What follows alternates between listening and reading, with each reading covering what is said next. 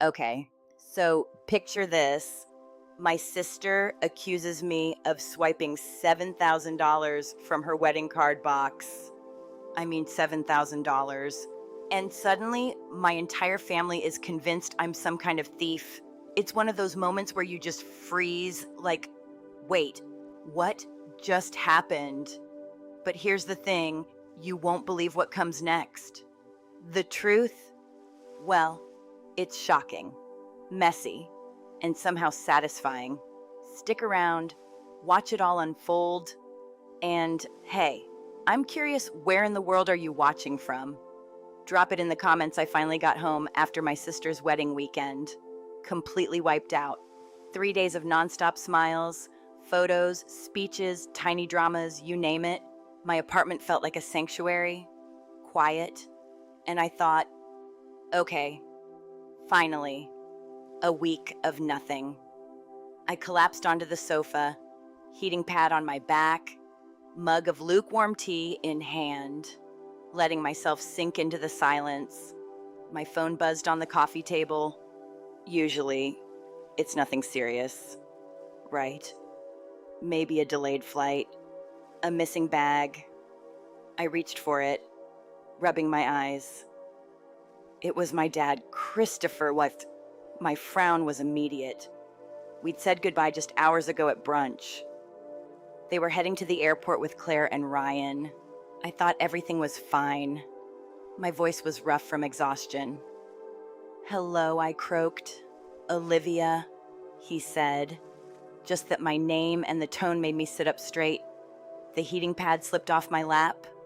This wasn't Dad after a wedding. Tired, but happy. This was cold, sharp, like the way he talked to telemarketers or mechanics he thought were cheating him. I blinked. "Dad, everything okay? Did Claire and Ryan?" "Don't," he snapped. One word, like a whip crack. I froze.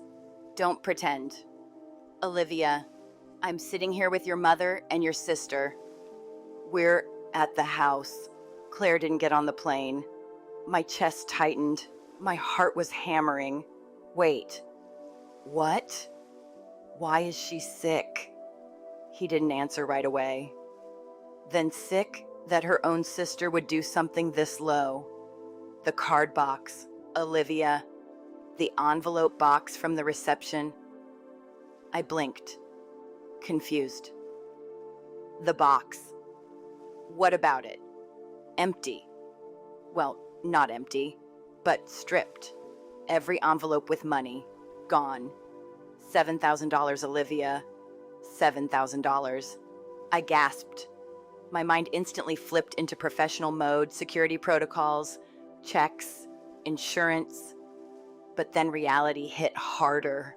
I wasn't just worried about logistics. I was panicking. This was insane. "Dad, okay. The venue has insurance. We need the police to file a report." "Stop it," he roared. I flinched. "Stop the act.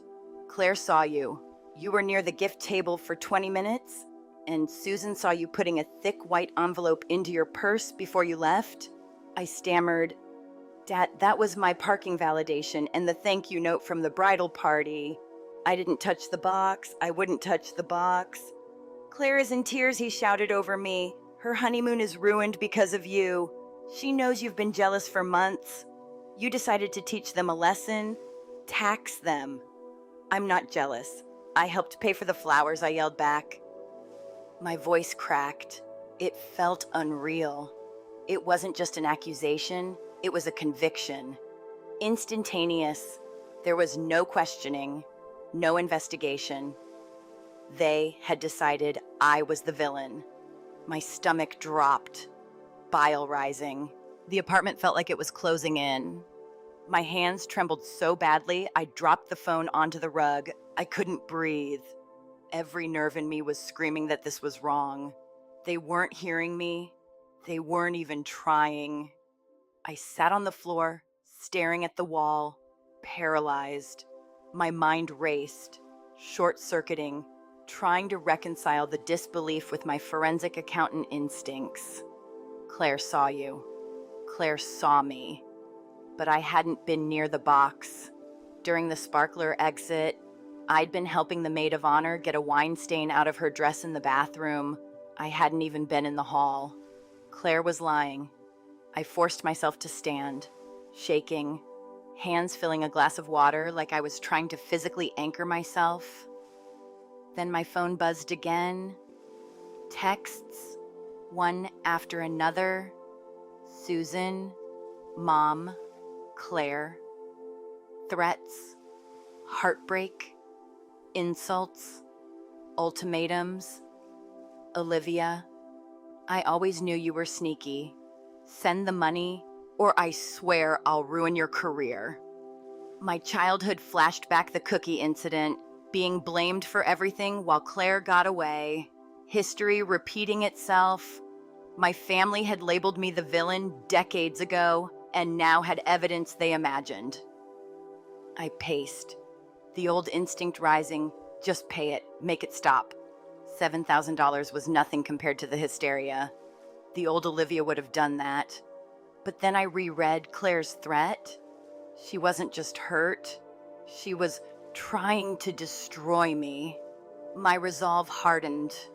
I wasn't a scared kid anymore. I was a forensic accountant. I dealt with liars, schemes, and evidence every day. This wasn't personal, it was solvable. I went to my desk, hands still trembling, and opened my laptop. Email chains from the wedding planning, contracts, venue documents.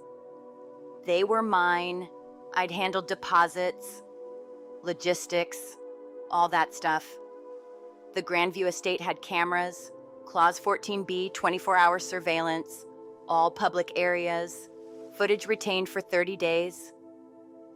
I let out a breath I hadn't realized I was holding. I wasn't trapped. They had forgotten one thing: I didn't just attend the wedding. I read the fine print.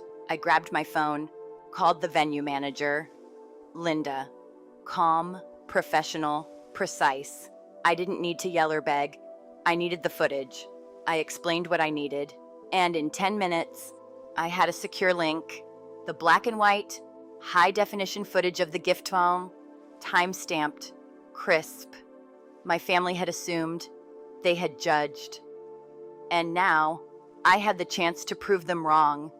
Without emotion clouding the facts, my heart pounded, but it was cold, steady, focused. I wasn't just defending myself, I was about to uncover the truth. My phone didn't stop buzzing. First one, then another, then a dozen texts piling in like an avalanche. Mom, Claire, even Susan. All at once, each message more furious than the last. I always knew you were sneaky. One read, another, send the money, or I swear, your career is over. My career. The thing I'd built from scratch. My hands shook as I scrolled through the words. I could feel the walls of my apartment closing in. The silence replaced with this suffocating tension. It was insane. I hadn't even touched the box. Yet somehow, I was guilty before a single question was asked. I sank back onto the couch, tea long forgotten. My mind was racing, adrenaline and panic and disbelief all tangled together. Pay it. Just pay it. It would stop the chaos. Right? $7,000 was a lot. Yes, but I had it. I could transfer it, apologize for a crime I didn't commit, and maybe salvage whatever thread of relationship I still had with them. The old me, the peacekeeper, the one who just wanted everyone to calm down, would have done exactly that. But then I read Claire's text again. Her words weren't just accusing me, they were threats. She didn't just want the money, she wanted to ruin me. The thought hit like a punch. I remembered the childhood pattern, the way I had always been the responsible one, the one punished for mistakes I didn't make, the one everyone assumed was sneaky. Claire, the golden child, the fragile little princess. never in trouble, always rewarded. Even as kids, it had been like that one cookie incident me blamed, her absolved, and suddenly, decades later, the same dynamic was playing out, only with $7,000 on the line and my livelihood threatened. I tried to breathe, tried to calm my spinning thoughts. Every text was a dagger, each one reinforcing a narrative they'd been telling themselves for years. I saw it clearly now. My family had a bias, a deep-seated, unquestioned belief that I was the sneaky one, the troublemaker, the scapegoat, and they'd just been waiting for the perfect moment to unleash it. Well, here it was. The envelope box, the missing cash, and suddenly I was back in that same childhood trap, labeled and condemned before I'd even spoken. I thought about the option of paying. It would end the storm. I'd transfer the money, apologize, and try to mend the relationship. I could feel the pull of it, that old instinct for self-preservation and family peace. But the fear creeping in wasn't just about money. It was about principle, about being accused of something so absurd, so personal, and having them all instantly believe it. I wasn't a thief. I didn't take that money. And yet, the temptation to just give in and stop the screaming in my head was real. I leaned over, resting my forehead against my knees, trying to sort through the swirl of emotion, anger, hurt, disbelief, betrayal. Every message reminded me that my family thought the worst of me. Every accusation hammered home the pattern me as the sneaky, jealous sister. I could almost hear the echoes of past grievances, the way I had been blamed for things I hadn't done, the way Claire always seemed to escape scrutiny. This wasn't new, it was just amplified. And now, with $7,000 and threats against my career, my thoughts drifted to my work. I was a forensic accountant. I could read numbers, spot inconsistencies, follow trails of evidence. And yet, here I was, paralyzed by a family who had no evidence but had decided my guilt with absolute certainty. It wasn't just frustration, it was a deep, piercing injustice. They had weaponized their biases, their history with me, and the trust I once gave them against me. The irony wasn't lost on me. I dealt with fraud and deceit daily. Yet my own family had crafted a perfect illusion of wrongdoing. Blind to the truth, I could feel my body tensing, a mixture of fear and determination. I had a choice: surrender and comply, or fight with clarity and precision. And slowly, the panic started to sharpen into resolve. I wasn't a child anymore. I wasn't defenseless. I had the skills, the training, and the mind to uncover the truth. And for the first time in hours, I felt a spark of control. Maybe they could believe whatever they wanted, but I had the facts on my side. I just needed to gather them. I leaned back, staring at the cascade of messages, the accusations, the threats. My family was convinced I was the villain. They'd piled decades of biases into this perfect storm, ready to drown me in guilt and obligation. But I realized, in that moment, I wasn't going to be swept away. Not this time.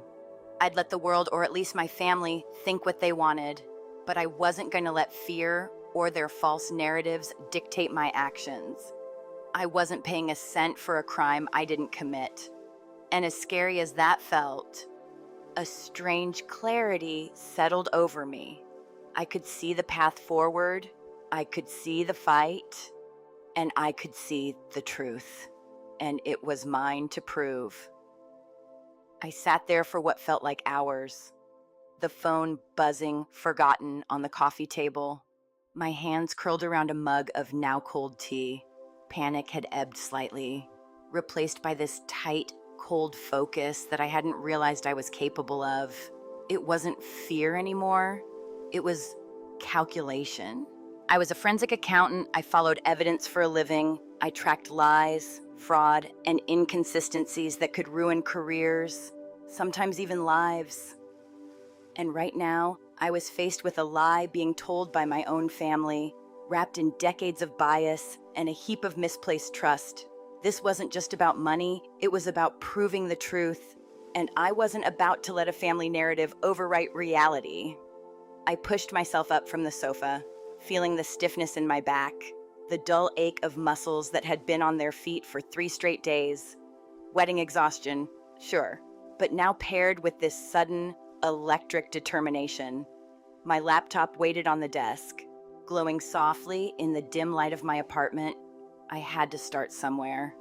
First step, the venue contract. Everything had to be methodical. If they thought I was sneaky before, they were about to learn I was also meticulous. I opened the folder I'd saved months ago when I'd handled the planning. There it was. Emails, contracts, all the correspondences, neatly organized because, well, that's just how I worked. I'd always been that way, the responsible one, the planner, the girl who read the fine print, and apparently that was the one thing my family had underestimated about me. Scrolling through the PDF, my eyes locked on the Grandview Estates standard clauses, and my heart jumped a little. Clause 14B, security and surveillance.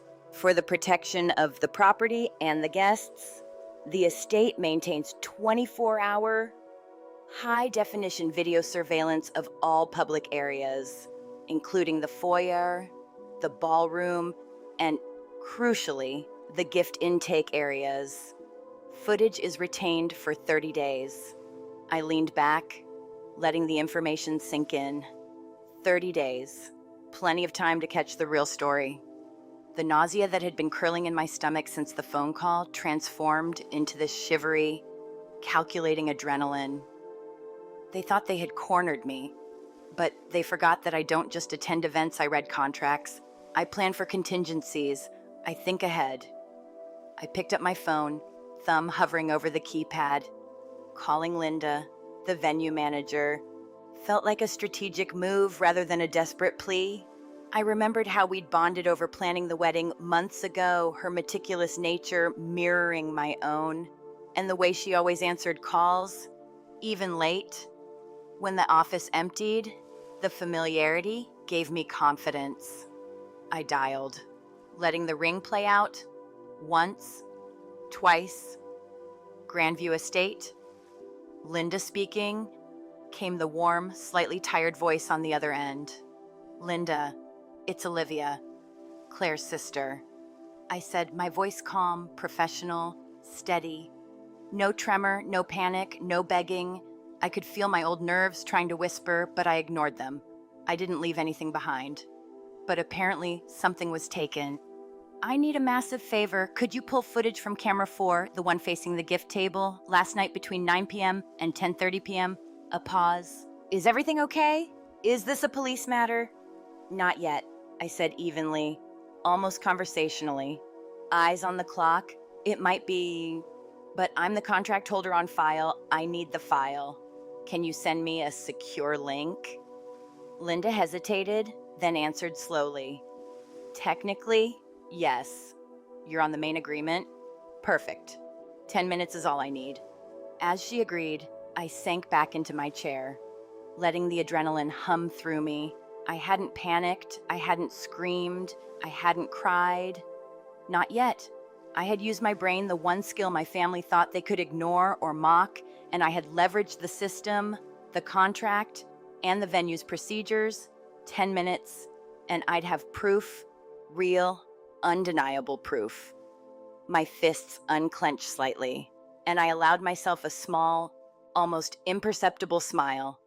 And then my mind wandered back, because it always does when you're in a moment like this.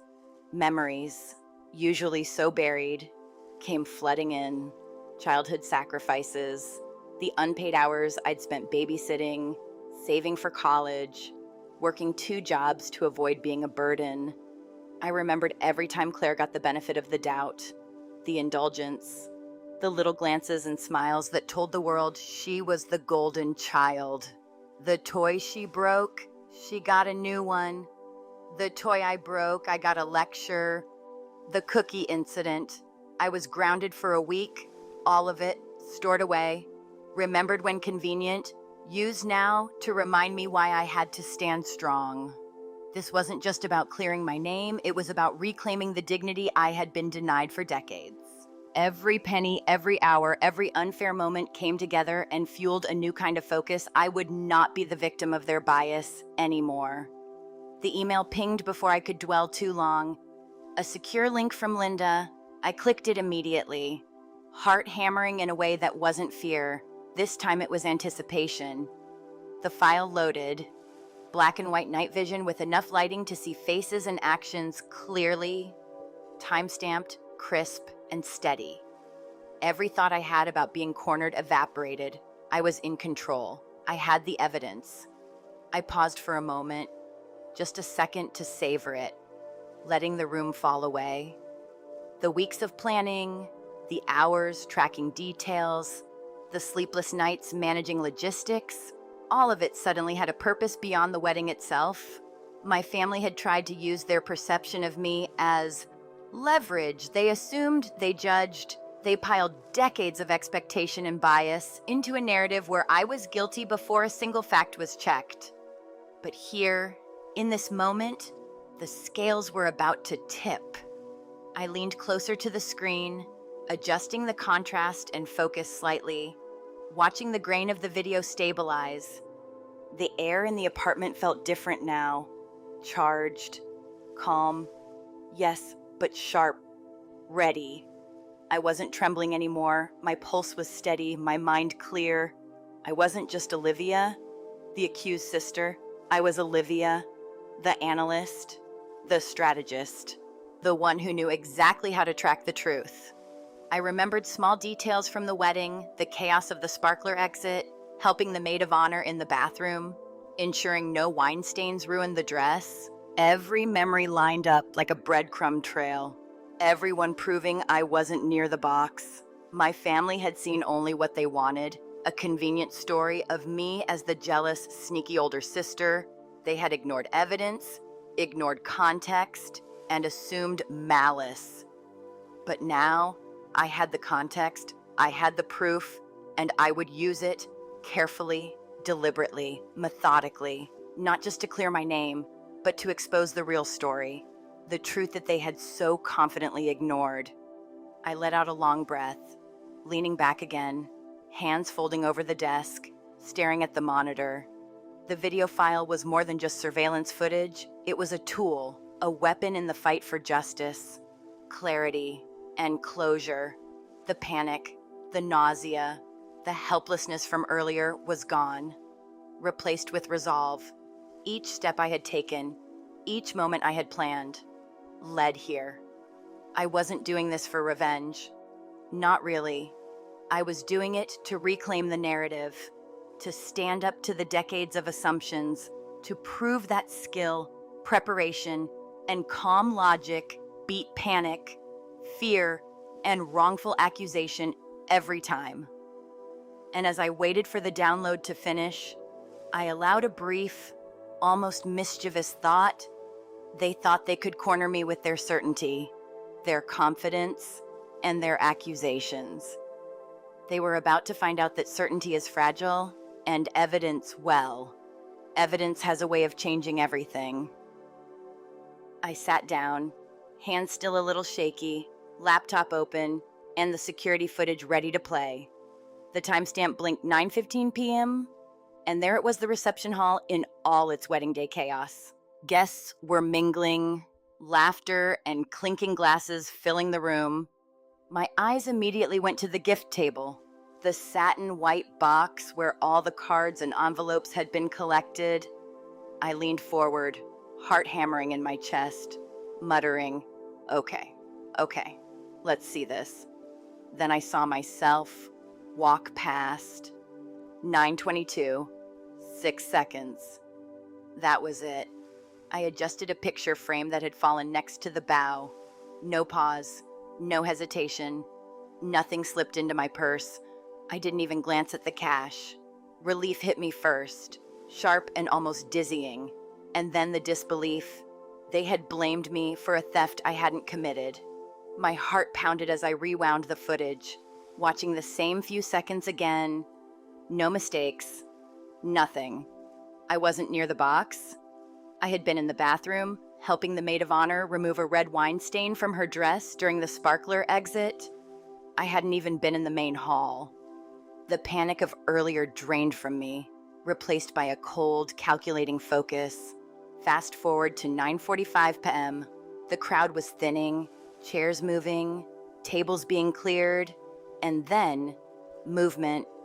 2 figures appeared, moving quickly but with purpose. Not sneaky, not accidental, they belonged there. My chest tightened. One was Claire, my sister, the supposed victim. The other was Ryan, her husband, tense and scanning the room like a human security camera. My pulse spiked. Claire moved toward the gift table, her dress swishing as she approached. Ryan's head swiveled, scanning exits, the floor, anyone who might be watching. He was acting as a lookout, and suddenly, everything clicked. They weren't improvising. This was calculated, rehearsed even. I hit pause, letting the image sink in. Breathe, slowly, carefully. I pressed play again. Claire lifted the box lid. It wasn't locked, just a decorative latch, meaningless for anyone who knew the space, and then she went for it. Her hands dove in, pulling envelopes with precision, ripping some open, shoving the contents into a tote bag she carried. Ryan leaned over, whispering something, then helped organize the stacks, shoving a few envelopes into his jacket to maintain appearances, as if to stage the mess. My jaw dropped. They had planned every detail. My family had been wrong all along, and the audacity, the audacity was staggering. Every second was more unbelievable. Claire ripped open another envelope, revealing crisp $100 bills. She paused, looked around to make sure no one was watching, and then kissed the money, as if savoring it. I felt a mixture of horror, anger, and this odd satisfaction. My stomach churned, but my mind raced, retracing the steps, absorbing the evidence. They had set me up, manipulated perception, played on the biases that had been cultivated over decades. And yet, I had the proof. Every action, every detail, every coordinated move was caught in high-definition black and white night vision, time-stamped for eternity. I rewound, paused, zoomed in. Ryan's head swiveled constantly, his eyes alert. Claire stuffed cash into her tote, tossed empty envelopes back into the box to make it appear as though it had been tampered with. Every motion precise, efficient, rehearsed. They had 3 minutes, maybe 4, to empty the box completely. They left just enough evidence to make it look like someone else had done it, but they missed nothing. In Claire's face, the triumphant smile, the look of victory and greed, it was almost nauseating to see. They had deceived my parents, staged a scenario, and blamed me without even asking a single question. I leaned back, pressing my lips together. Anger, disbelief, and a strange, almost vindicated satisfaction surged through me. The adrenaline from the earlier panic transformed into a sharp, controlled focus. My parents thought they had me cornered, that I was the same scared child from decades ago, defenseless and labeled the sneaky one. But I wasn't. Not anymore. And now I had the evidence to prove it. I allowed myself a brief chuckle, low and almost incredulous, whispering, they really thought they could get away with this. The video continued, showing Claire checking her makeup in the reflection of a window, smoothing her hair, adjusting her dress, making sure she looked like a heartbroken bride while Ryan patted the bag, bulging with stolen cash. They exited toward the sparkler exit as guests cheered, blending triumph with celebration. I felt my fist clench, then relax. I wasn't shaking anymore. I wasn't panicking. This was all unfolding perfectly. I could see in excruciating detail, just how carefully they had orchestrated the whole thing. The betrayal stung in a new way.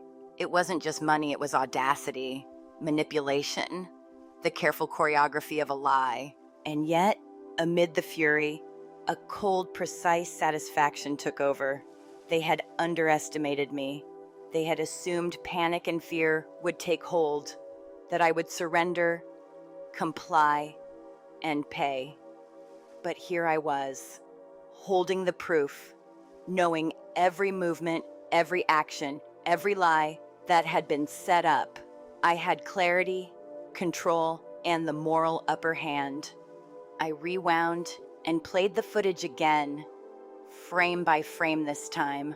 Claire lifting the envelopes, Ryan watching the room, coordinating, handling the discarded papers, ensuring the theft was both complete and plausible.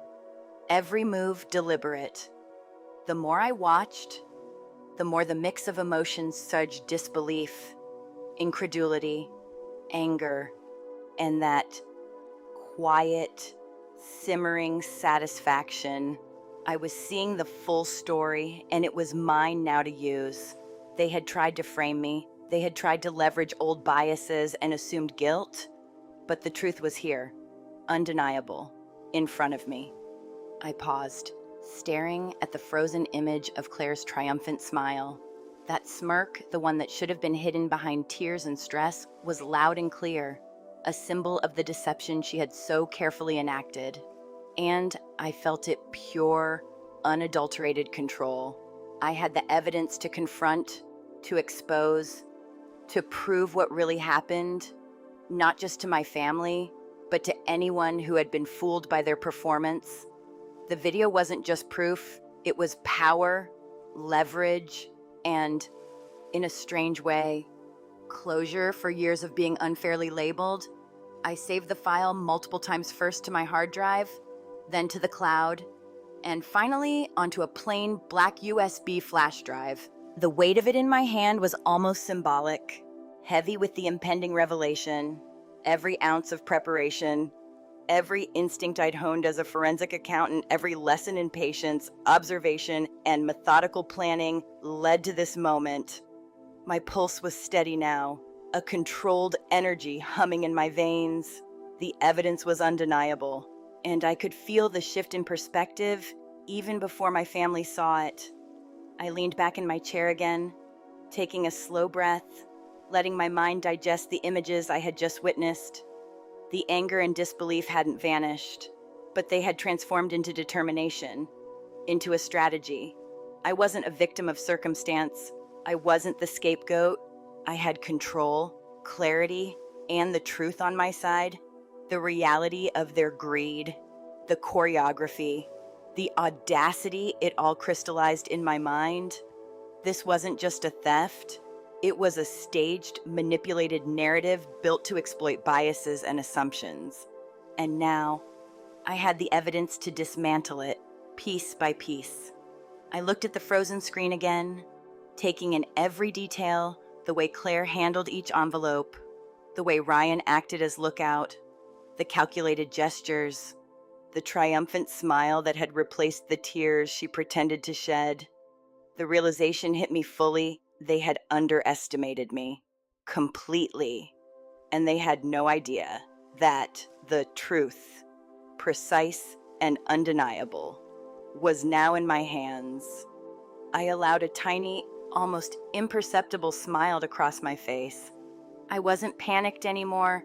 I wasn't powerless. I was ready.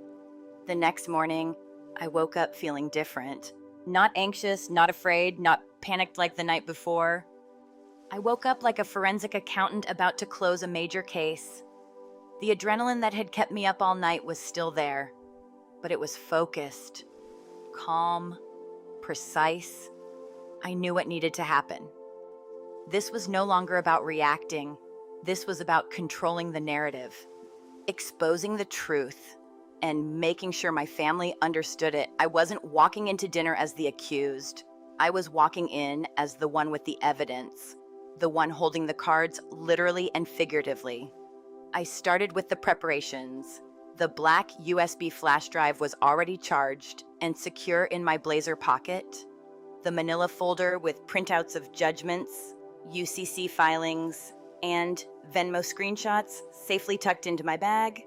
Then there was the cashier's check, $7,000 made out to Claire and Ryan in case my parents needed the proof that I could pay, but not because I owed a cent. This was all strategy. Every detail mattered.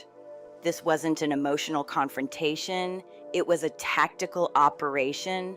I had my evidence, my leverage, and my composure. Shower done. I dressed like I meant business. Navy blazer, tailored trousers, heels that clicked across the apartment floor with authority. The flash drive, folder, and check my weapons, my tools, my truth were all with me. I took a moment in the mirror, straightened my posture, squared my shoulders. My reflection looked like the Olivia I'd always aspired to be: confident, calm, collected, and ready to face whatever came. I wasn't going to be a victim anymore. The drive to my parents' house took 40 minutes. And usually, during drives like this, I'd rehearse conversations, imagine ways to avoid criticism, mentally run through pleasantries. Not today. Today, the anxiety was replaced with buzzing adrenaline and hyper-awareness.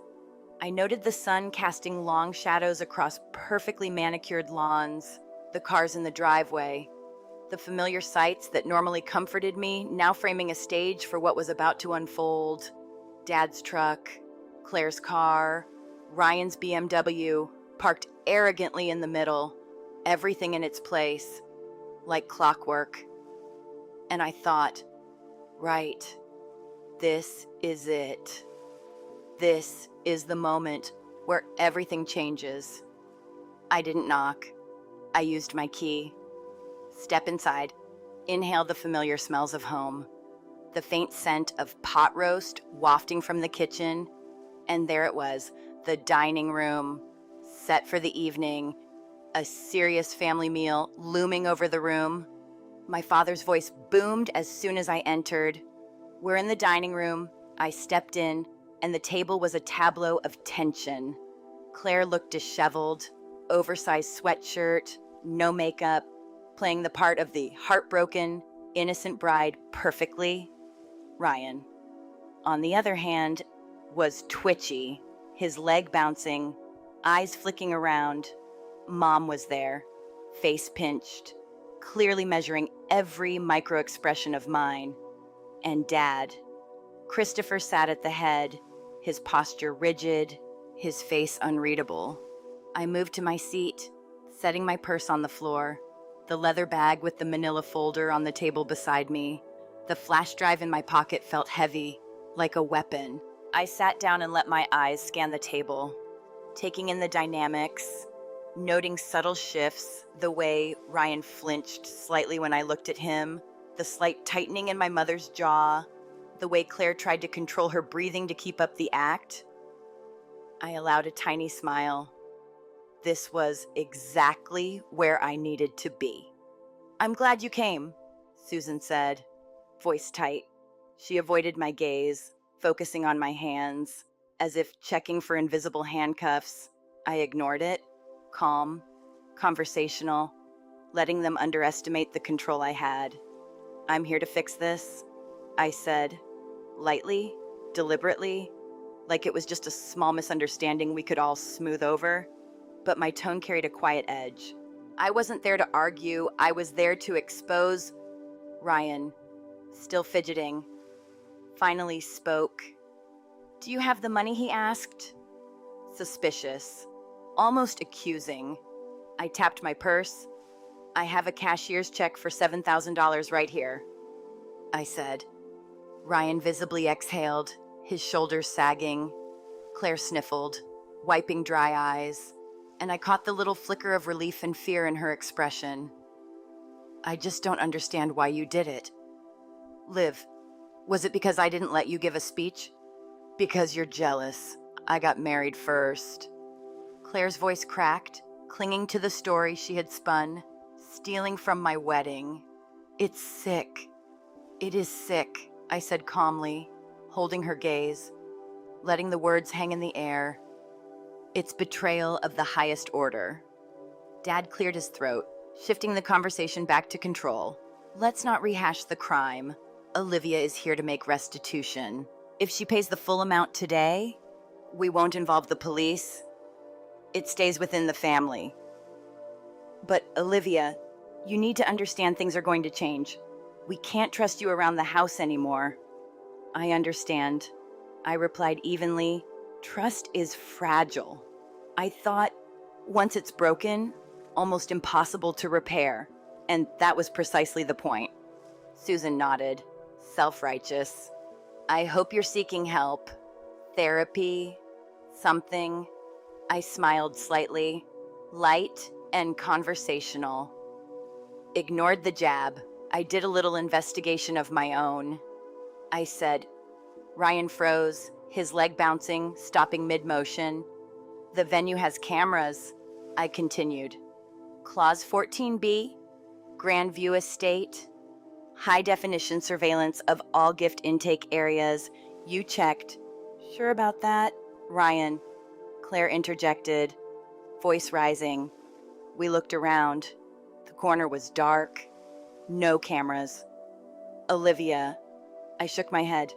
Calm. Deliberate. If I had stolen the money, the cameras would have seen it, right? Why didn't you ask the venue for the footage, Dad? My father frowned, words faltering. They had assumed eyewitness testimony, Claire's staged tears, Susan's bias was enough, but here, I was presenting logic, evidence, and fact, and their control began to waver. You steal from your sister and call her a liar at the dinner table. Susan hissed. Give us the check and get out. You are not welcome here. I agree, Dad said, voice stern. Hand it over now. I raised a brow, keeping my tone calm. Before I do, Ryan, Quick Cap Solutions. How's that treating you? Total silence. You could hear the refrigerator humming. Ryan's face drained. Going gray. I don't know what you mean, he stammered. Quick Cap Solutions. I repeated, enunciating. Predatory loan, $15,000 4 months ago. APR high enough to make a loan shark blush. Secured against future receivables of a consulting business that doesn't exist. Claire snapped. Trying to protect him? Ryan is successful. He doesn't need loans. I reached for the folder, sliding it across the table. Public record, Dad, open it, judgment, UCC filings, Venmo history, evidence of motive, evidence that the box wasn't about me. It was about covering their own debts and hiding it from lenders, and evidence that they were planning to double dip. $7,000 from guests, $7,000 from me. My father hesitated, glancing from the folder to Ryan. Is this true, he asked. Ryan's face twisted, panic evident. She's crazy. This is harassment. Illegal. Public record, I said calmly, pointing at the documents. Shows motive, shows desperation, shows greed, and your actions, Ryan, Claire, were frenzied, coordinated, and caught on camera.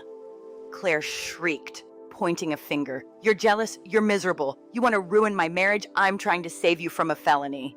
I shot back, matching energy, but staying composed.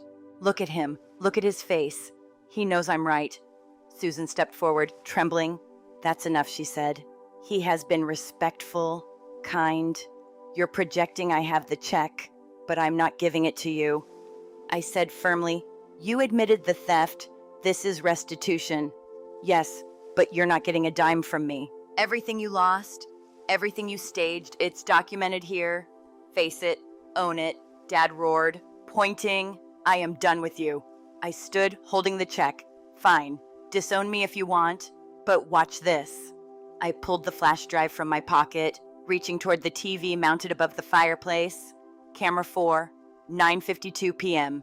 The exact moment the money disappeared. Sneaky doesn't begin to describe it. They all froze. The tension thick. I plugged in the drive. The screen flickered. The file loaded. And there we were, everyone watching the moment I had waited for, the proof that would undo every lie, every accusation, every biased assumption. I took a step back, arms crossed, letting them absorb the first frame. Claire and Ryan, caught in the act, their triumphant, guilty expressions frozen on screen.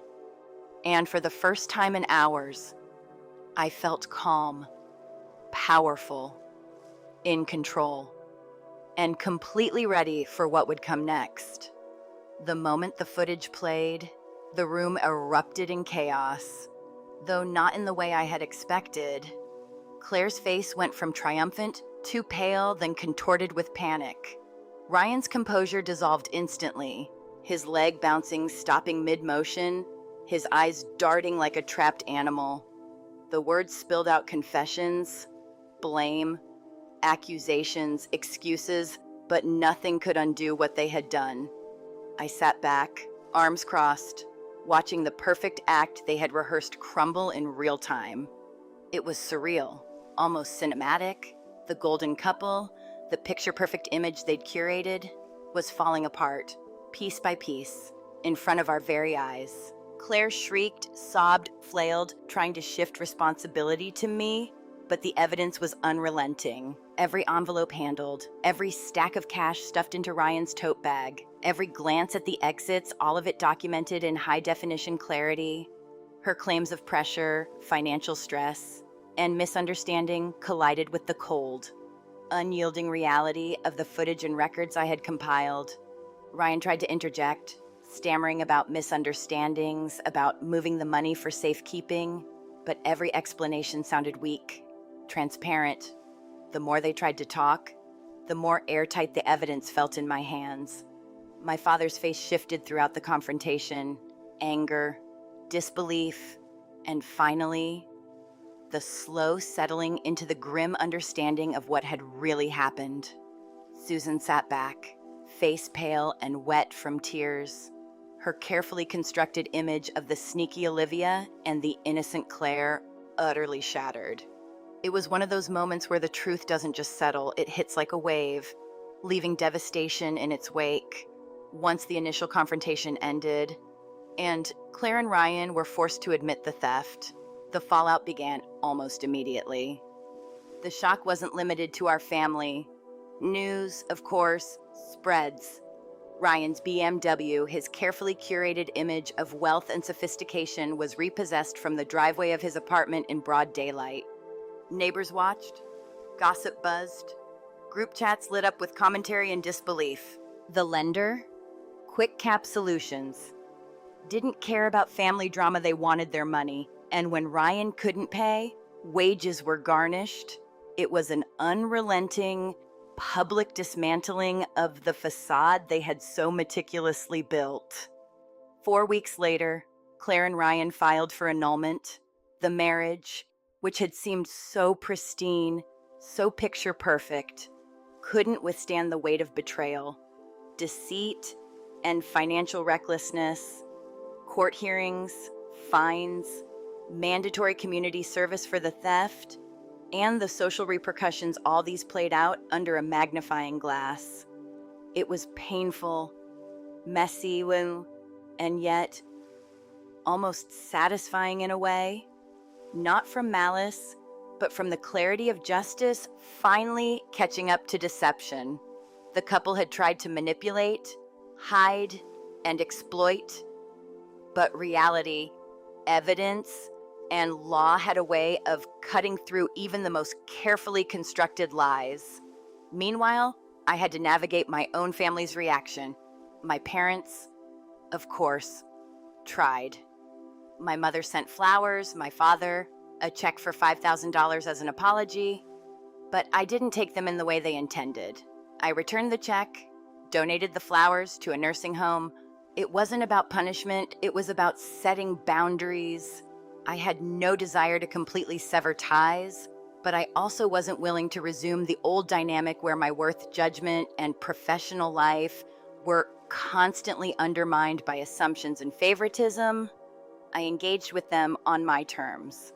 Holidays visits were brief, polite, and structured.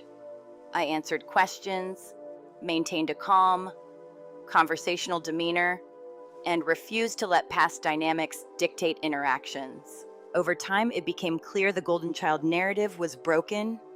They treaded carefully around me, wary of testing limits, conscious that trust had shifted irreversibly. My career, my personal life, my autonomy, these were respected now, at least superficially. But respect came with caution, not familiarity. Months later, Susan admitted she had started therapy. She wanted to understand why she had pitted us against each other, why she had indulged Claire while undervaluing me. Her confession was quiet, tinged with guilt, but it marked a shift. She wanted Claire to be happy.